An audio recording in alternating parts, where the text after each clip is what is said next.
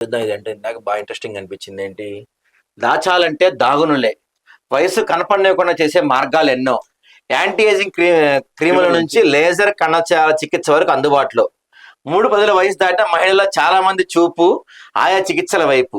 మగవారిలో ఎక్కువగా hair transplant, Botox చికిత్సలంట వేల కోట్ల వ్యాపారంగా మారిన యాంటీ ఏజింగ్ రంగం.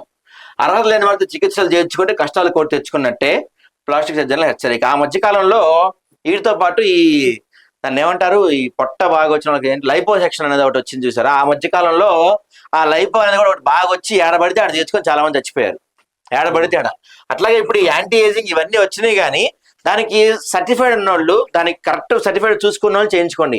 ఎవరితో పడితే వాళ్ళతో మీరు ఈ యాంటీ ఏజింగ్ కోసం ఈ సర్జరీలు చేయించుకుంటే. మేము ఏం చేసిందంటే ఓ ఫేస్ సెలబ్రిటీ ఇటీవలే మనవరాలి ఓని ఫంక్షన్ చేసింది. అప్పటిదాకా చాలా మందికి ఆమె వయసు హాఫ్ సెంచరీ దాటిందని కూడా తెలియదు. అంటే ఆశ్చర్యపోవాల్సిందే, ఎందుకంటే ఆమె మొహంలో చూద్దామన్నా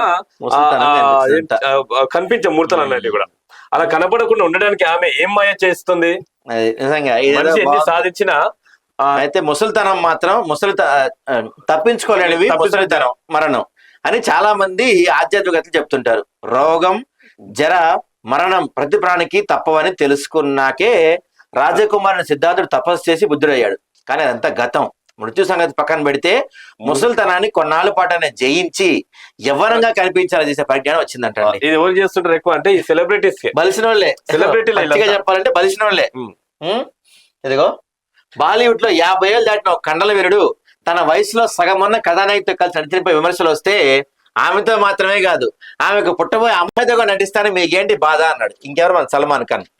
5 పదుల వయసు దాటిన అతడిలో ముసలి లక్షణాలు కనపడవు. 30 ఏళ్లకే తెల వెంట్రుకలు అవ్వటం మొదలై 4 పదుల వయసు ముఖం చర్మం బిగుతు కోల్పోయి 50 ఏళ్ళకు ముసలిలో కనిపించే మనలాంటి వాళ్ళకి ఆయనకి తేడా ఏంటంటే అదే.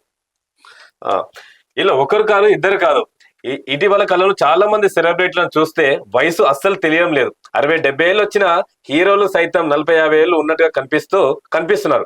మమ్మీ అంటూ పిల్లలు అలిగనం చేసుకునే వరకు తెలియదు. అదేదో వచ్చేది కదా ఏడప్పుడు, సంతూర్ మమ్మీ యాడ్ వచ్చేది కదా, అలా ఉంటారండి పరిస్థితి. ఇదిగో ఇది చూడండి. సో చికిత్సలు బోల్డ్ ఉన్నాయంట. నల్లగా ఉన్న వాళ్ళు తెల్లగా అవడానికి ఉన్నాయి, ఫిల్లర్లు ఉన్నాయంట, ప్లేట్లెట్, తర్వాత photo facial, skin boosting injection, hair growth treatment, thread lift, blepharoplasty, face lift ఇట్లాంటి చాలా ఉన్నాయంట. మగవారికి మనకి ఇట్లాంటివి ఉండగా మనకి ఎక్కువ మంది చేయించుకునేది ఏంటంటే హెయిర్ ట్రాన్స్ప్లాంటేషన్. మనోళ్ళు మన మగవాళ్ళు కొంత ఆస్తి పోయినా, లవర్ పోయినా పెద్దగా పట్టించుకోరు, కానీ ఈ జుట్టు పోతే మాత్రం ఖచ్చితంగా పట్టించుకుంటున్నారు. సో ఇవి మనకు వచ్చినాయి, చూద్దాం మరి వీటి వల్ల. అయితే వీటి వల్ల ఎంత ఉపయోగం అంటే అంత అర్థాలు కూడా ఉంటాయంట, చూసి చేయించుకోండి.